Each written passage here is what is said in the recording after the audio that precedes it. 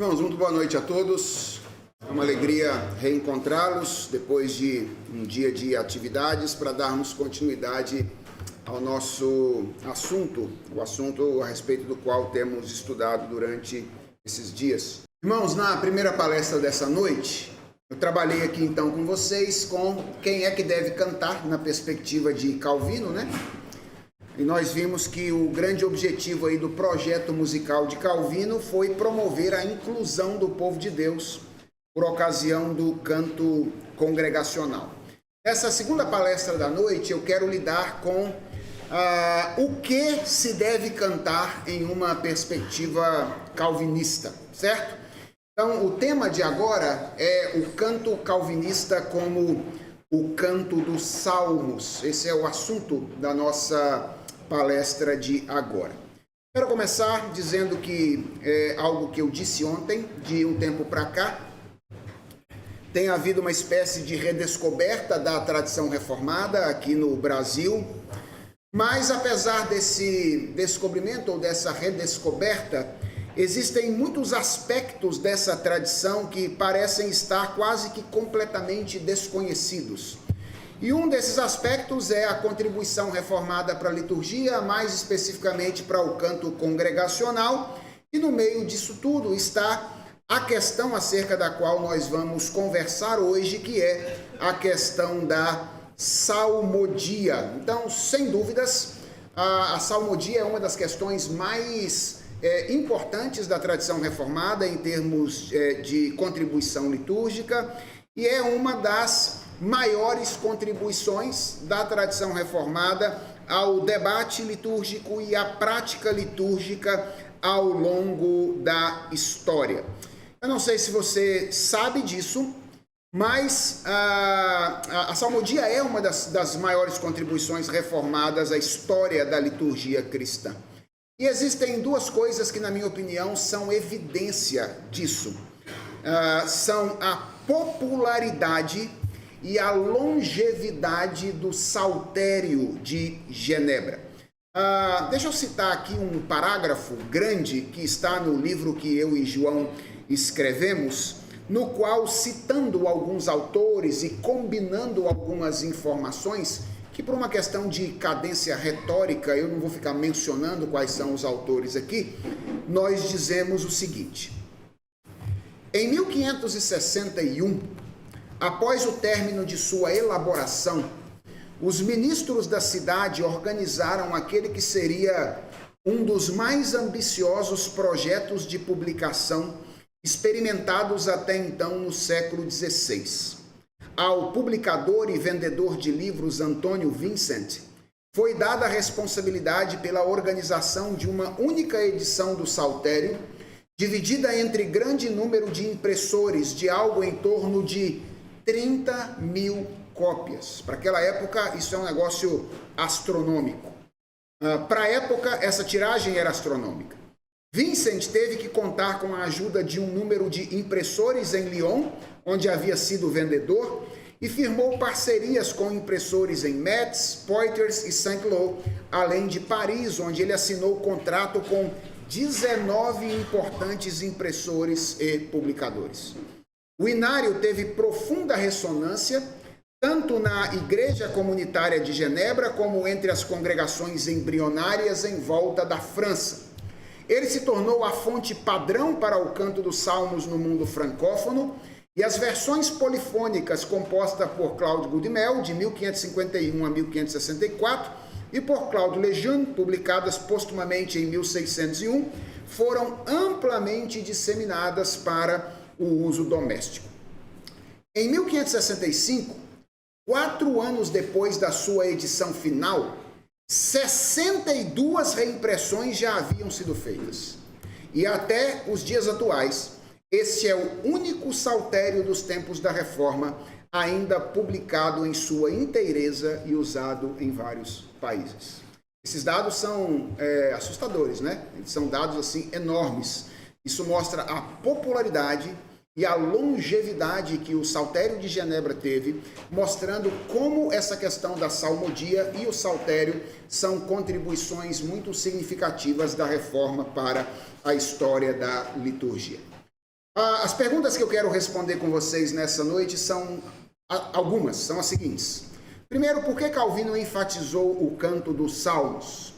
Segundo, como é que os salmos eram cantados nas igrejas que ele pastoreou? E como toda essa história da salmodia pode nos ajudar na música litúrgica contemporânea? Então nós vamos enfrentar essas questões hoje nessa segunda palestra. Antes, porém, eu quero dar uma palavra introdutória sobre a maneira como esse assunto costuma ser tratado entre os reformados. Ontem eu falei que nós gostamos de discutir sobre música, né? Música vira debate entre nós. Nós também transformamos a salmodia em um assunto polêmico. Aliás, irmãos, deixa eu dizer uma coisa. Estamos em casa, deixe-me fazer uma confissão / lamento. Nós reformados parecemos ter apreço por divisões. Nós parecemos gostar de uma briga. Nós parecemos gostar de coisas polêmicas que dividem a igreja. Nós precisamos aprender a ser menos divisionistas quando nós estamos debatendo coisas. Debates são legítimos.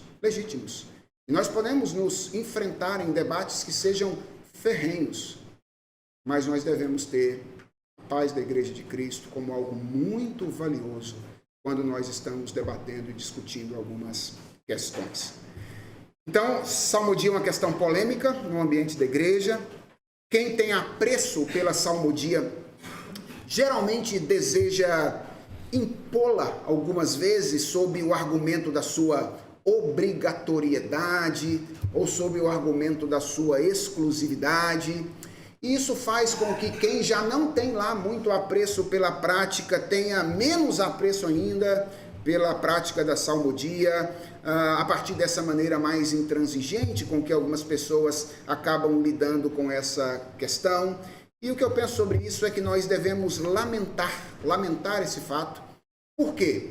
Porque como eu pretendo mostrar hoje para vocês, a conversa a respeito deste assunto entre os reformadores, especialmente nos textos de João Calvino, não girava fundamentalmente em torno da obrigatoriedade ou da exclusividade do canto dos salmos.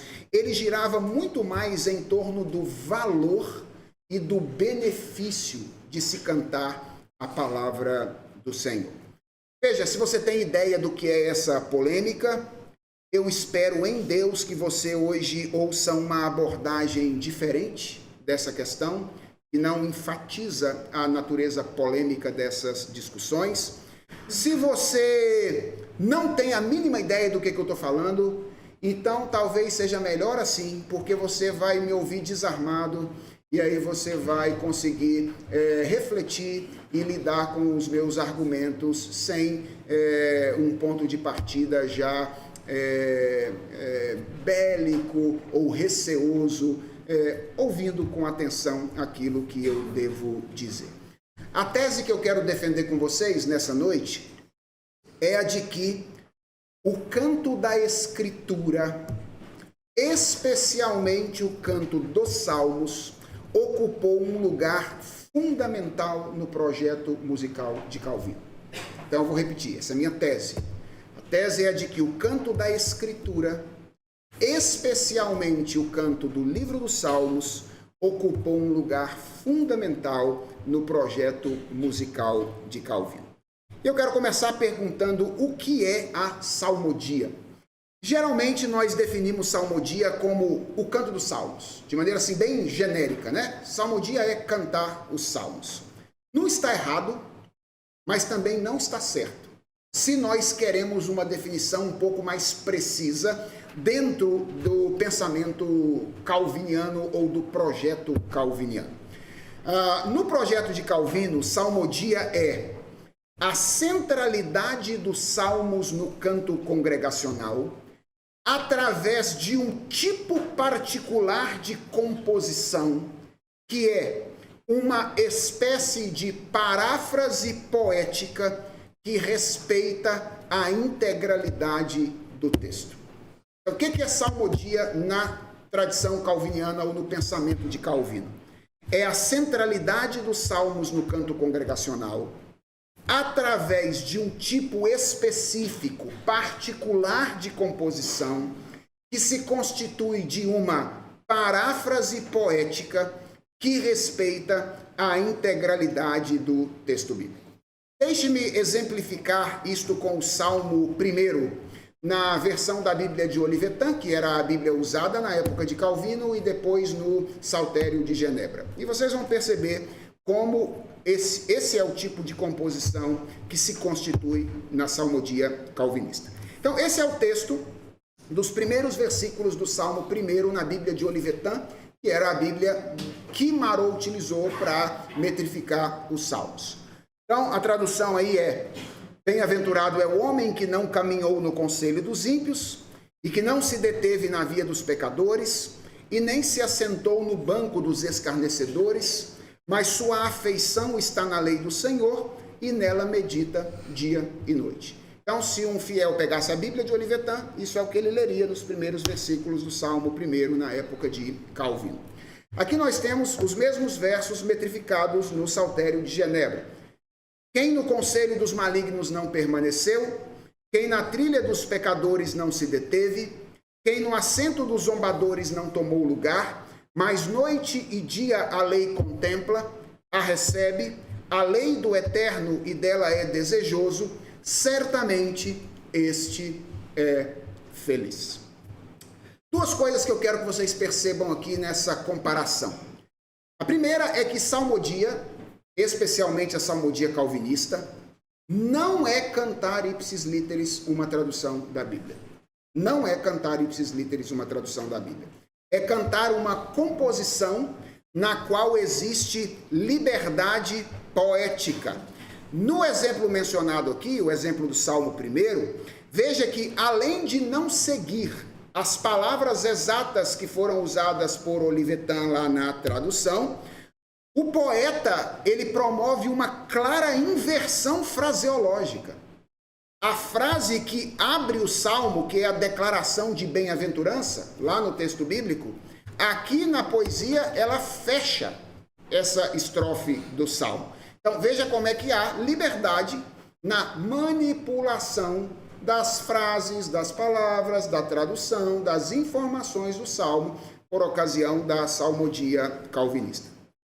Ao mesmo tempo, a salmodia, pelo menos a salmodia calvinista, não é cantar apenas uma composição livre que foi inspirada no texto dos Salmos. Não é apenas isso. É cantar uma composição que foi dirigida ou que foi governada pelo texto dos Salmos. Veja que nesse exemplo que eu mencionei, embora as palavras possam ser diferentes, embora frases possam ser trocadas de lugar, todas as sentenças do texto estão na poesia musical e estão presentes no salmo que é metrificado. Então, a salmodia que é praticada por Calvino, tanto em Estrasburgo quanto em Genebra, foi isso, irmãos, uma paráfrase poética que respeita a integralidade do texto bíblico. Não é cantar ipsis literis um texto da Bíblia. Também não é fazer uma poesia que pega uma ideia da Bíblia e depois fica livre completamente e diz, isso aqui é o canto de um salmo. Não é isso. É uma paráfrase do texto que, com liberdade poética, mas com o respeito ao texto, apresenta todas aquelas ideias e frases que estão presentes no texto da Escritura. Uma vez que a gente já sabe o que foi a salmodia calvinista, a pergunta é, por que é que Calvino defendeu o canto dos salmos? Bem, eu acredito que a salmodia calvinista tem basicamente 4 fundamentos diferentes, 4 grandes fundamentos. O primeiro fundamento é o que nós poderíamos chamar de um fundamento exegético. A salmodia calvinista era um esforço para colocar em prática Efésios capítulo 5, verso 19 e Colossenses capítulo 3, verso de número 16, onde nós somos instruídos pelo apóstolo Paulo como igreja do Senhor a cantar salmos, hinos e cânticos espirituais. Essa expressão, como nós vimos ontem, tem sido interpretada de maneira diferente, ou de maneiras diferentes, mas ela é interpretada pela esmagadora maioria dos reformadores como uma referência a 3 diferentes tipos de cântico. Os salmos, referências a paráfrases dos salmos bíblicos; hinos, uma referência a traduções de hinos da igreja antiga, os textos que se tornam clássicos no contexto da história da igreja; e cânticos, composições autorais mais livres e mais contemporâneas. Então, havia, por parte do entendimento dos reformadores, e não é diferente com Calvino, o entendimento de que cantar os salmos era uma orientação bíblica. E junto disso, havia o entendimento de que, sendo os salmos poesia inspirada, os salmos continham os textos mais dignos de serem cantados pelo povo de Deus. Calvino dizia, por exemplo, que quando nós cantamos os salmos, palavras de Calvino, nós podemos estar certos de que Deus põe em nossa boca as palavras como se Ele próprio cantasse em nós para exaltar a sua glória. Não há questionamento possível ou dúvida de que Deus aprova suas palavras, pois elas são suas próprias, embora sejam pronunciadas por meio de uma boca humana. Então, Calvino entendia que se existiam textos, poesias dignas de serem cantadas, essas eram as poesias inspiradas. E quando nós cantamos as poesias inspiradas, podemos ter a certeza de que Deus está cantando em nós. A gente não teve tempo de dar uma olhada na visão litúrgica de Calvino de um modo geral, mas a ideia de Calvino não é a ideia de um culto de baixo para cima, certo? O culto para Calvino é um movimento de cima para baixo, tanto quanto todas as outras coisas na história da redenção. Então, Deus ora em nós, Deus canta em nós. Lembre-se do que diz Hebreus capítulo 1, quando o autor de Hebreus coloca nos lábios de Jesus Cristo a afirmação de um dos salmos em que Jesus Cristo diz: no meio da congregação eu te cantarei louvores. Então, quando nós cantamos, e é por isso que nós nos preocupamos com aquilo que nós cantamos, nós não cantamos sozinhos, certo? Cristo canta conosco. Ele canta em nós. E por isso, nós devemos cantar as palavras de Deus. Então, há um fundamento exegético. Agora, eu quero já deixar muito claro aqui que isso não significa que Calvino tenha sido um adepto do que se convencionou chamar de salmodia exclusiva.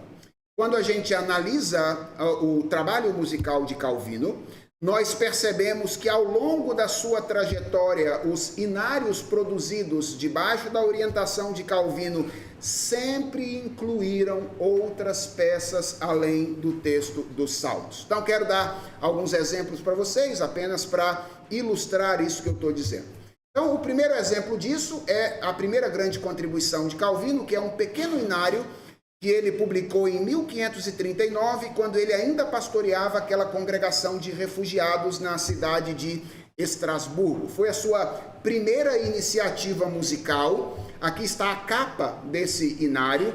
E 2 informações a respeito desse inário são interessantes aqui. Primeiro, o nome, certo? Qual é o nome desse inário? Alguns salmos e cânticos adaptados para o canto. Então, o nome do inário já tem uma distinção entre 2 tipos de peça, certo?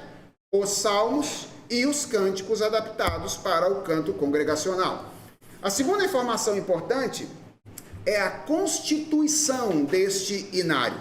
Esse inário tinha 22 textos ao todo, entre eles estavam 13 salmos arranjados por Marot, o Salmo 1º, 2º, 3º, 15º, 19º, 32, 51, 103, 104, 130, 137 e 143.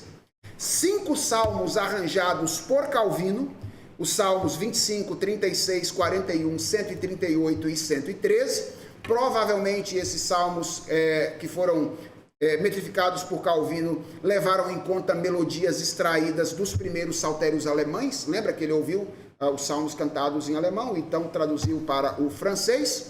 E além desses cânticos que eu acabei de mencionar, Esse pequeno inário tinha uma versão do Nunc Dimittis, que é o Cântico de Simeão, uma versão dos 10 Mandamentos, acompanhado do Kyrie, que era uma das partes da missa na antiguidade. Então, os 10 Mandamentos acompanharam do Kyrie, tem piedade, Senhor, tem piedade, Senhor. Cada mandamento era cantado e era acompanhado do tem de piedade de nós. E o credo apostólico. Então, 3 textos diferentes, 2 textos vindos da Escritura e um texto da tradição foram musicados e incluídos já por Calvino no primeiro ou na primeira iniciativa musical que ele construiu. Outro exemplo disso é o Saltério de Genebra. O Saltério, irmãos, teve inúmeras edições. Ele foi um projeto que foi sendo publicado na medida em que ele foi crescendo. Ele não nasceu acabado, né? Ele nasceu pequeno e ele foi se desenvolvendo aos poucos. A primeira versão do Saltério é publicada em 1542 e ela somava àqueles salmos que já tinham sido publicados na cidade de Estrasburgo outras versões de salmos metrificados por Marot, que era o compositor àquela época. Ao todo, a primeira versão do Saltério tinha 50 salmos e, além dos salmos, tinha uma versão metrificada do Credo Apostólico, adaptada também por João Calvino. A versão completa do Saltério, ou seja, o Saltério com os 150 salmos, foi publicada pela primeira vez no ano de 1562, ou seja, 2 anos antes da morte de Calvino. Calvino morreu em 64, então ele só viu o Saltério ser publicado com todos os salmos durante 2 anos da sua vida.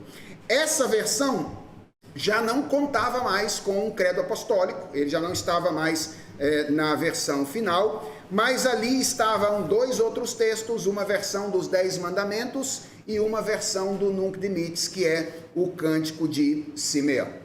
Alguns estudiosos estudam as versões do Saltério. Há uma estudiosa chamada Edith Weber, uma musicóloga famosa, cujos textos não estão ainda em português. Quiçá existem alguns textos em inglês da Edith Weber. E ela menciona pelo menos 15 diferentes outros cânticos que entraram em outras versões do Saltério posteriormente à morte de Calvino. E a gente percebe aqui, não tem tradução, né? Todos os textos, mas além aqui de outros textos bíblicos, então Lucas capítulo 1 é o Cântico de Zacarias, o Cântico de Moisés, Deuteronômio 32. Além disso, a gente tem aqui algumas orações que foram feitas por Calvino, então oração dominical, e nós temos aqui um poema, que é esse de número 11, que ao que tudo indica é um poema que foi escrito pelo próprio Calvino e que entrou em algumas versões do Saltério ao longo da história. Então tudo isso apenas para ilustrar, irmãos, que Calvino, embora tenha valorizado de maneira muito significativa os salmos no canto congregacional, de modo que é possível dizer que a espinha dorsal do canto calvinista, ou a espinha dorsal do canto de Genebra, era o livro dos Salmos, Calvino não foi um adepto daquilo que se convencionou chamar posteriormente de salmodia exclusiva. Então há um fundamento exegético, não é? Quando o Calvino entende que os salmos devem ser cantados, ele entende estar obedecendo a ordem da Escritura de entoar as poesias que foram inspiradas por Deus. Para além desse fundamento exegético, existe também um fundamento teológico na salmodia genebrina. A salmodia resulta do entendimento de que a palavra de Deus é o instrumento pelo qual o culto público deve ser dirigido do início até o fim.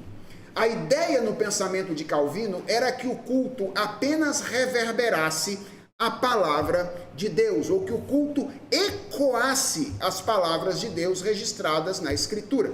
Então a Bíblia era aquilo que deveria ser lido, a Bíblia era aquilo que deveria ser ouvido, a Bíblia era aquilo que deveria ser orado e a Bíblia era aquilo que deveria ser cantado ao longo do culto público naquela ocasião. Então, há também, para além de um fundamento exegético, um fundamento teológico na salmodia calviniana.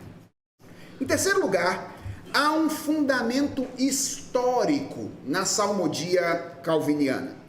Salmodia foi uma prática não originalmente de Calvino, mas ela foi inspirada em um costume antigo que era muito praticado por algumas ordens monásticas. No caso de Calvino, a grande inspiração veio dos monges beneditinos que cantavam os cânticos ou os salmos da Escritura semanalmente. Então, os monges beneditinos cantavam os 150 salmos toda semana. Essa era uma prática comum dos monges beneditinos. Lembram, irmãos? Eles eram monges, certo? Eles viviam exclusivamente dedicados para o serviço religioso.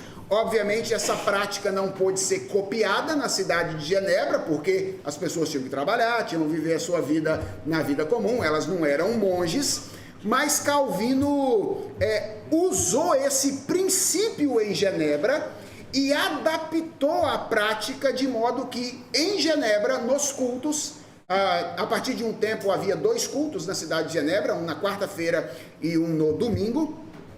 Os 150 salmos eram cantados semestralmente na liturgia de Genebra. Então a gente consegue verificar a ordem semestral na qual os salmos eram cantados na igreja de Genebra. E às vezes acontecia coisas interessantes, é que pedaços de salmos eram cantados em cultos diferentes. Então o salmo era começado a cantar no culto da quarta-feira e ele só ia terminar no culto do domingo, por causa do tamanho dele, era muito grande. Aí então cantava metade do salmo no domingo e a outra metade só ia cantar no domingo seguinte ou na quarta-feira seguinte. A gente tem isso claramente documentado nas liturgias de Genebra do tempo de Calvino. Qual era o objetivo desse costume, né? Essa ideia de cantar os 150 salmos durante o semestre? Era valorizar os salmos na sua individualidade e evitar aquele costume que a gente tem de criar um cânon dentro do cânon, né? A gente adora alguns salmos. Por exemplo, o 23, a gente adora o 96, a gente gosta do 100, mas tem uns que a gente não gosta muito, né? O 88, o 87... Esse a gente não gosta muito, a gente prefere o 23 ao 88. Então, a ideia era, a gente precisa cantar tudo, toda a palavra de Deus precisa ser valorizada, não apenas aquilo que a gente gosta e nos apetece mais, mas tudo aquilo que Deus revelou. Então, a ideia de cantar os 150 semestralmente era para valorizar os salmos em sua individualidade. E segundo, possibilitar a memorização de todos eles e não apenas de alguns, como nós o fazemos no nosso tempo. Então, há um fundamento exegético na salmodia calvinista, há um fundamento teológico, há um fundamento histórico e, finalmente, há um fundamento pragmático ou um fundamento prático na salmodia calviniana. Gente, os reformadores, e Calvino de um modo especial, entendiam que havia um benefício muito prático na prática de cantar os salmos. Calvino dizia, e acho que essa expressão encapsula bem esses benefícios, que os salmos são uma anatomia completa da alma humana. Essa era a expressão que Calvino usava para os salmos. Os salmos são uma anatomia completa da alma humana. Em que sentido? No sentido de que eles expressam a grande variedade de sensações que nós experimentamos na nossa relação com Deus. Então, os salmos têm adoração? Tem. Mas os salmos também têm inquietação. Os salmos também têm lamento. Os salmos também têm indignação. E Calvino entendia que quando nós cantamos os salmos, nós cantamos a multiplicidade, a variedade de sentimentos que nós experimentamos na nossa relação com Deus. que eu quero que vocês percebam aqui, irmãos, é que para Calvino, para os reformadores de modo geral, mas para Calvino de modo especial, assumir os salmos como a matriz do canto litúrgico nunca foi simplesmente uma questão de dever. Era, sobretudo, uma questão de consciência de benefício. Ou seja, Calvino não cantava os salmos porque ele era obrigado a cantar. Calvino queria que a igreja cantasse os salmos porque ele entendia que a igreja seria profundamente abençoada se ela entoasse a poesia que Deus revelou quando entregou o seu inário inspirado. Calvino entendia que na qualidade de poesia inspirada, os cânticos bíblicos poderiam, atenção a essa expressão, emprestar palavras inspiradas ao coração e aos lábios dos fiéis, levando-os a cantar sobre os mais variados temas, possibilitando a expressão de diferentes condições pessoais. Para encerrar, antes de caminhar para as nossas reflexões, Calvino começou seu ministério na cidade de Estrasburgo, como eu já disse, pastoreando uma comunidade pequena de cristãos refugiados em virtude da perseguição religiosa. E existe uma carta que foi escrita por um morador da Antuérpia, que estava refugiado em Estrasburgo durante o ano de 1545, que foi enviada a seus primos, na qual ele escreve o quão intensa era a experiência da salmodia para aqueles irmãos. Então aqui está um trechinho dessa carta enviada por um morador da Antuérpia que estava refugiado em Estrasburgo. Ele diz assim: aos domingos, cantamos algum salmo de Davi ou outra oração extraída do Novo Testamento. Aquele salmo ou oração se canta por toda a assembleia, tanto homens quanto mulheres, com um belo acordo, algo bonito de se presenciar. Você deve imaginar cada um tendo um inário em sua mão, daí porque eles não perdem contato entre si. Nunca pensei que pudesse ser tão agradável e delicioso como é. Inicialmente, por 5 ou 6 dias, enquanto olhava para este pequeno grupo, daqueles expulsos de seu país por haverem defendido a honra de Deus e seu evangelho, eu comecei a chorar. Não ao ponto da tristeza, mas de alegria por ouvi-los cantar de bom grado. E enquanto cantavam, rendiam graças ao Senhor, que se agradou em colocá-los num lugar onde seu nome era honrado e glorificado. Jamais uma criatura poderia crer na alegria experimentada por alguém em cantar os louvores e maravilhas do Senhor em língua materna, como alguém os canta aqui. Bonito isso, né? Os refugiados reunidos naquela assembleia, entoando salmos, expressando a sua condição e causando esse impacto belíssimo. E a maneira como os salmos eram cantados era de fato significativa. Não há nada muito claro quanto ao estilo musical nos textos de Calvino. O que há de mais parecido é uma expressão que Calvino usa quando ele diz que os salmos deveriam ser cantados com peso e majestade. Essa é a expressão que ele usa. Peso e majestade. É o mais parecido que se encontra de um estilo no texto de João Calvino, quando ele fala da maneira como a igreja deve cantar. Por que eu separei esse parágrafo aqui, irmãos? Para mostrar a vocês que para João Calvino, cantar os salmos nunca foi uma questão de obrigação. Sempre foi uma questão de benefício. Ele entendia que a igreja de Deus haveria de ser profundamente beneficiada, cantando a variedade de expressões da alma humana através dos cânticos inspirados que Deus nos deu para nos instruir e para nos conduzir no louvor e na adoração. Quais são as perguntas que levantamos e quais são as reflexões que nós devemos fazer diante dessas afirmações? Bem, gente, embora a salmodia seja a grande contribuição da tradição calviniana à história da liturgia, e embora a presença calvinista no Brasil já se conte aí cerca de 160 anos, se a gente considerar a chegada do primeiro grande missionário reformado ao nosso país, não é? A verdade é que a prática da salmodia nunca se estabeleceu no nosso país, não é? Aqui no Brasil nós nunca elaboramos um saltério, exceto iniciativas pontuais de algumas pessoas ao longo da história, mais isoladas, mas denominações reformadas no Brasil nunca se preocuparam em elaborar um saltério. O mais parecido com isso que nós tivemos na nossa história no Brasil foi um inário antigo, cujo nome era Salmos e Hinos. O mais parecido de um saltério que nós tivemos aqui na nossa terra. Mas a versão maior dos Salmos e Hinos tinha 255 hinos. Vocês têm ideia de quantos desses eram salmos e quantos eram hinos? 230 eram hinos e apenas 25 eram salmos. Então a proporção era muito pequena, contando aí a quantidade que se tinha.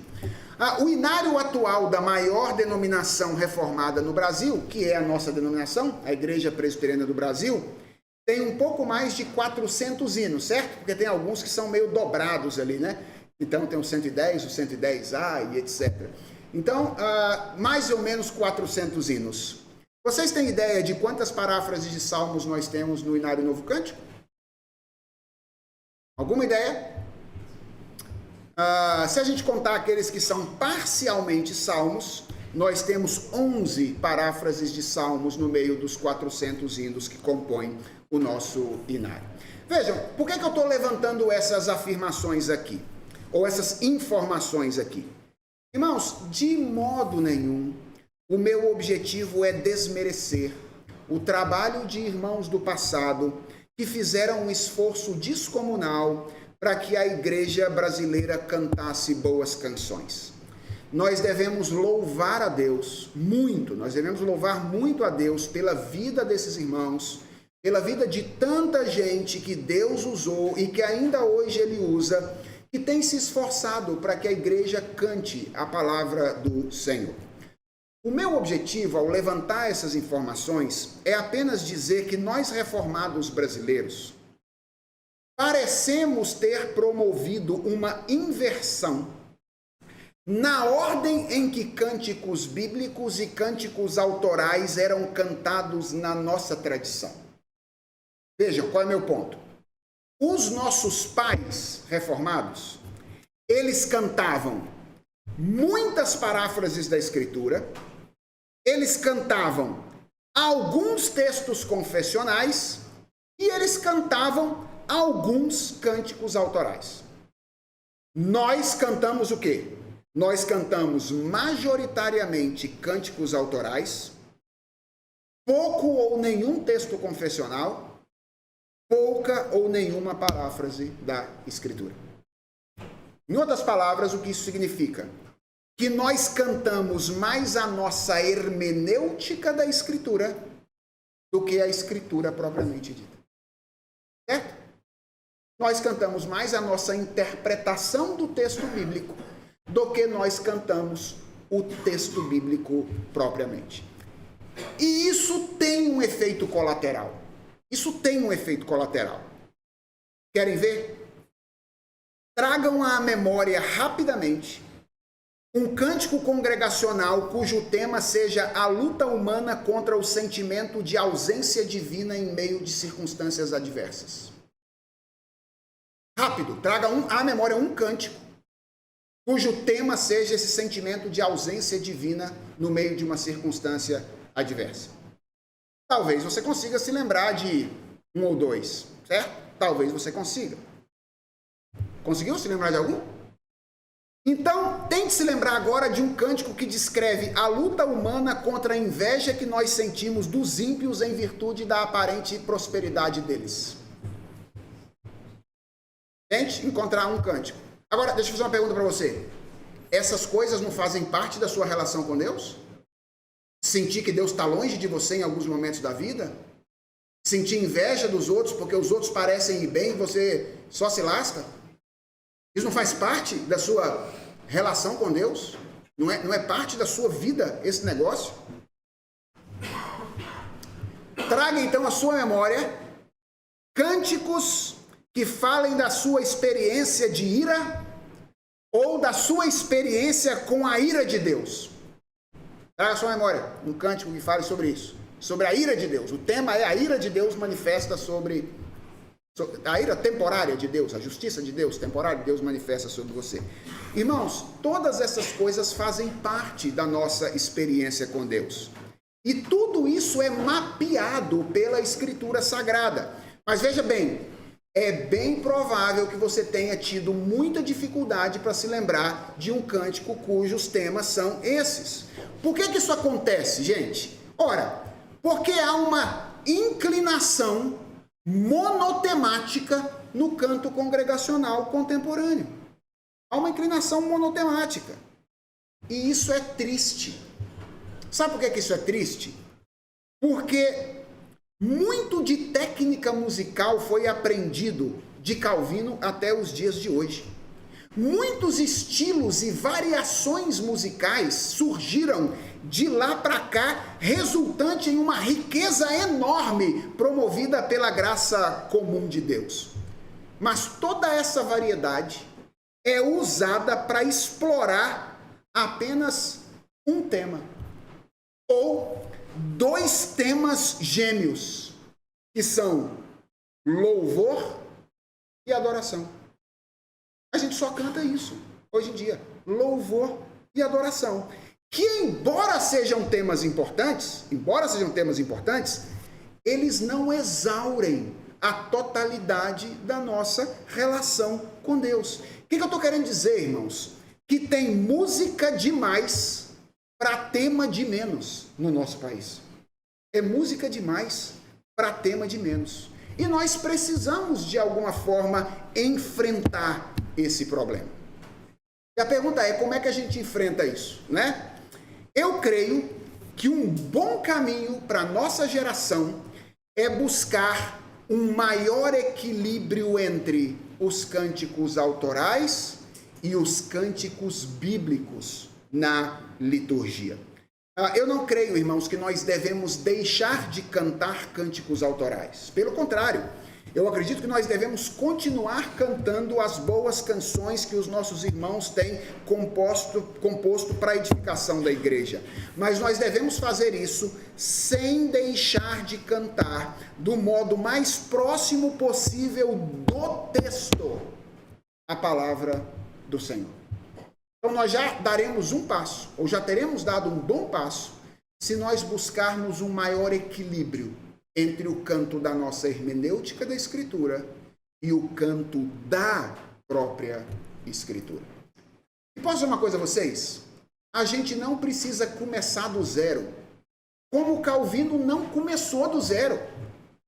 Calvino começou, de alguma maneira, buscando inspiração naquilo que já existia. Sabe qual foi o modelo que Calvino usou para começar a realizar o saltério?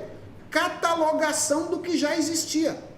Ele ia olhando para as igrejas que cantavam em outros idiomas, e o que ele fazia? Traduzia os salmos para serem cantados na sua própria língua. Ele ia se apropriando daquilo que já existia e introduzindo no saltério, até que ele então teve condições de ter músicos e poetas ao seu lado para ajudá-lo a compor o saltério de Genebra. Então, a gente não precisa começar do zero. Existem muitas coisas belas que já estão produzidas e que a gente pode cantar. Por exemplo, existe uma versão do Salmo de número 121 para o canto coral, escrito pelo Allen Pott. Lembram dessa versão? Elevo os meus olhos aos montes, meu auxílio de onde virá? Tem a versão do Salmo 142 do Inário Cantor Cristão. Com a minha voz clamo ao Senhor, com a minha voz ao Senhor suplico, diante dele a queixar-me eu estou, diante dele exponho a minha aflição. Você tem versões mais contemporâneas, como por exemplo aquelas que compõem o disco 3 de Louvor 3 de Vencedores. É verdade que é difícil considerar salmodia no sentido radical da palavra, porque muitos são trechinhos muito curtinhos de salmos. Mas por que não? Compositores não podiam partir desses trechos curtos e ampliar para que o salmo pudesse ser cantado com maior extensão. Em Genebra, os salmos não eram cantados todos no mesmo culto integralmente. Eles eram cantados, às vezes, parcialmente, embora nos cultos seguintes o restante deles seria cantado. Então, parece que não seria um grande problema, à luz da salmodia calvinista, cantar um cântico, um salmo pela metade em um culto e terminar de cantá-lo posteriormente. Então, esse é um exemplo de como é que coisas mais recentes podem ser úteis no sentido de nos ajudar a, por meio de um processo de catalogação, equilibrar aquilo que nós cantamos na nossa igreja. E a segunda coisa que eu acho que nós precisamos fazer é estimular os músicos das nossas igrejas a servir a igreja, musicando paráfrases de textos bíblicos, especialmente os salmos. Eu não acho que esse seja um trabalho solitário. Eu acho que isso é um trabalho para uma comunidade de compositores. Eventualmente, a nossa denominação poderia, quem sabe, pegar muitos compositores hábeis que existem no nosso meio para dizer para eles, olha, nós gostaríamos de cantar em versões saudáveis, contemporâneas, a palavra de Deus.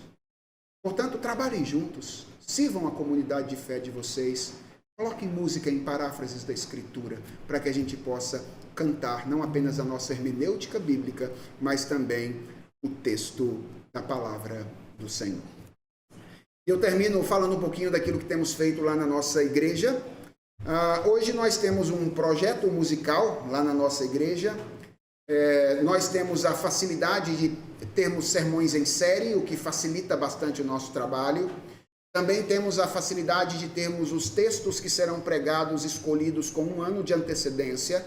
Então a gente trabalha com 1 ano de planejamento de sermões, o que nos dá 1 ano de antecedência para olhar para as liturgias, de modo que o nosso projeto musical escolhe música semestralmente. Então, geralmente os músicos da nossa igreja, eles recebem no início de um semestre todos os cânticos que serão entoados durante aquele semestre. Então, os músicos da minha igreja sabem quais são todos os cânticos que serão entoados até o final de junho deste ano, quando eles receberão os cânticos que serão entoados no segundo semestre. Em geral, nós temos 4 cânticos por culto na nossa igreja e nós temos uma estrutura que a gente tem utilizado com a finalidade de regular, de alguma forma, o nosso projeto e o nosso canto. Então, um dos nossos objetivos tem sido de ampliar o nosso repertório de cânticos bíblicos, cânticos mais literais possíveis do texto sagrado. Então, um desses cânticos, em geral, vem sempre da Escritura. Então, todos os domingos, a gente tem o projeto de ver a igreja cantar um texto da Escritura Sagrada. Às vezes é um salmo, outras vezes é um outro texto da Escritura, Romanos, capítulo 11, e 1 de João, e etc. Textos que estão já musicados. Algumas vezes os nossos músicos se põem a compor. Então, nós já temos uma pequena versão do Salmo 42, que é escrita por músicos da nossa igreja. Um outro cântico é sempre um hino da nossa tradição hinológica.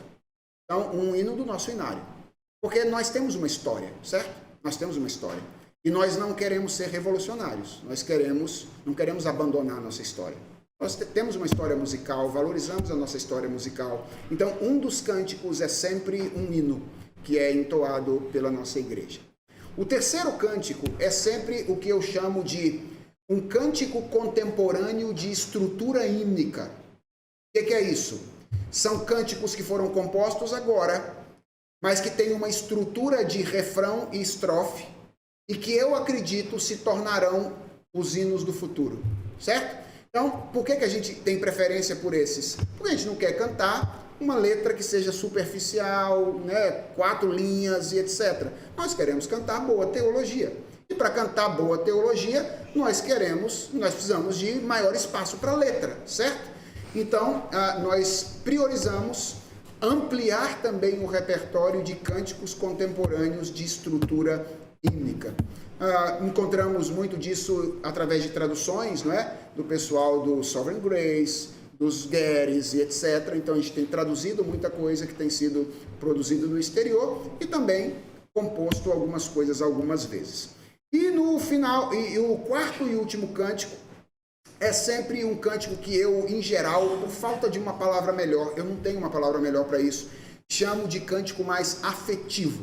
Essa é a expressão que eu uso. Se você eventualmente estiver bravo comigo, espera amanhã, porque amanhã eu vou lidar com Calvino e os afetos, tá? A maneira como é que Calvino lidava com os afetos. E você vai perceber que Calvino é bem diferente desse personagem rabugento, que em geral as pessoas acham que é um racionalista de mão cheia, para quem não há, inclusive, nenhum tipo de espaço de... Agora eu vou usar uma palavra que pode ser muito perigosa, que vocês vão ter que entender amanhã, de manifestações físicas no culto, inclusive.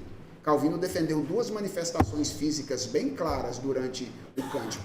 Textualmente, ele defendeu essas manifestações. Bem, amanhã eu falo quais são elas, certo? Isso aí foi muito que você treinou semana passada. Não, amanhã eu falo quais são elas.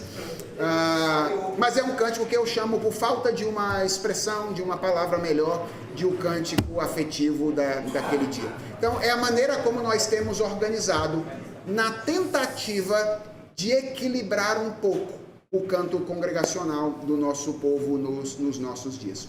Talvez alguém diga, nossa, mas é muito pouco para quem percebeu que os Salmos e o texto da Escritura é a coluna dorsal do canto reformado.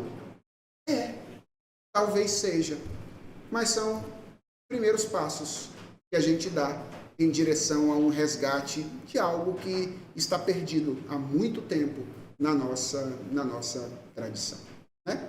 Então, é o que temos feito lá, e isso não é um padrão para ninguém, apenas serve aqui de exemplo, né?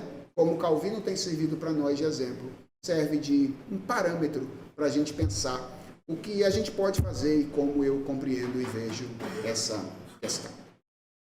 Pois bem, irmãos, falta 1 minuto para as 10. Se alguém tiver uma pergunta que eu possa responder em 1 minuto, pode fazer. Vamos lá, uma pergunta que eu vou responder em 1 minuto.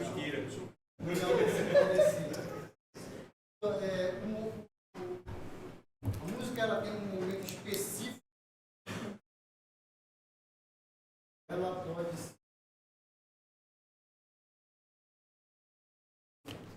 A música é um elemento do culto, como os outros elementos o são. Na nossa igreja, nós entendemos que não devemos ter um momento isolado, separado, só para cantar, não.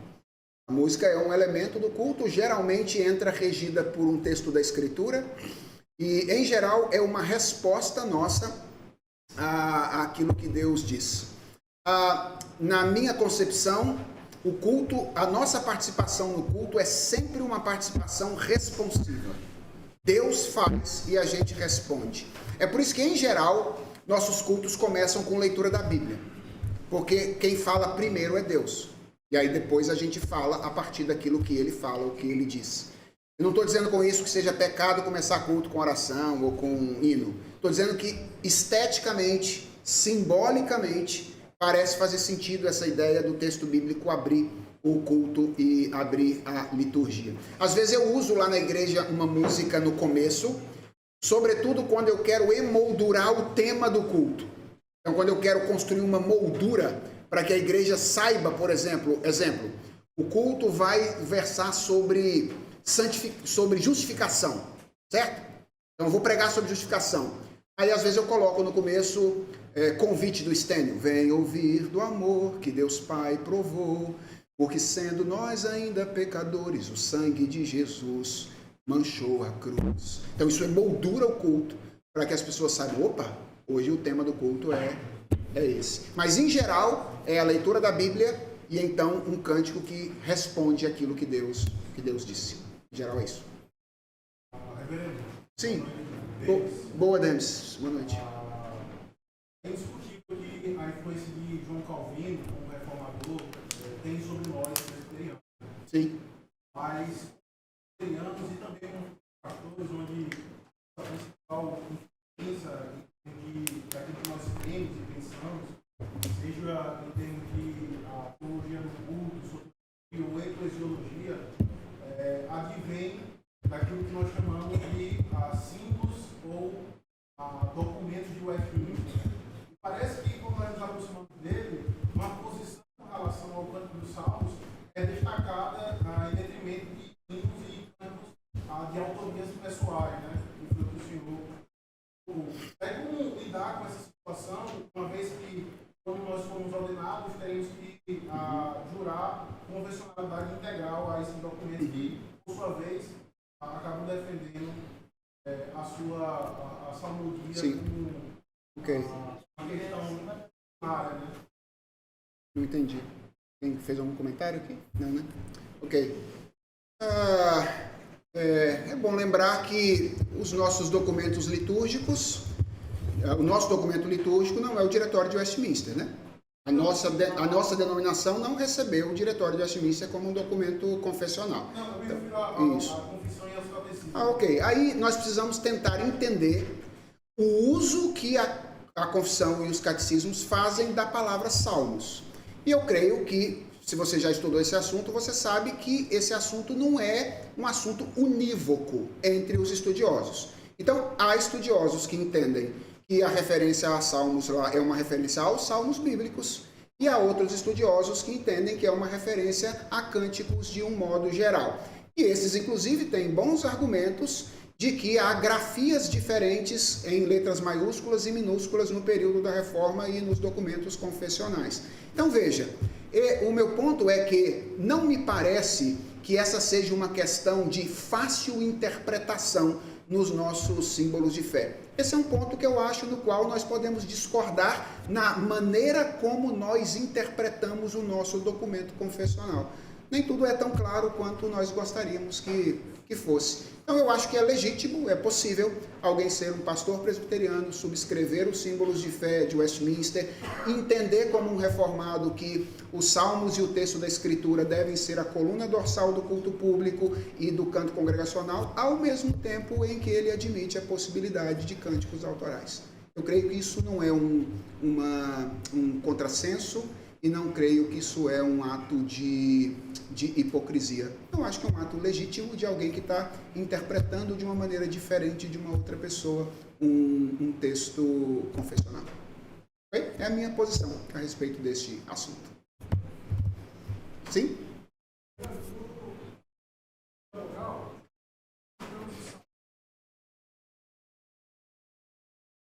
Quando nós cantamos os salmos, Calvino diria: Deus em nós.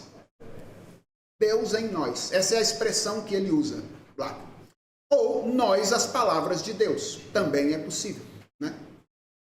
Veja, na vida cristã, tudo que nós fazemos mediados pelo poder de Deus. Então, nós fazemos isso na salvação, por exemplo, nós respondemos movidos pelo poder de Deus. A resposta é: por que no culto seria diferente? No culto é Deus quem nos move a adorá-lo também.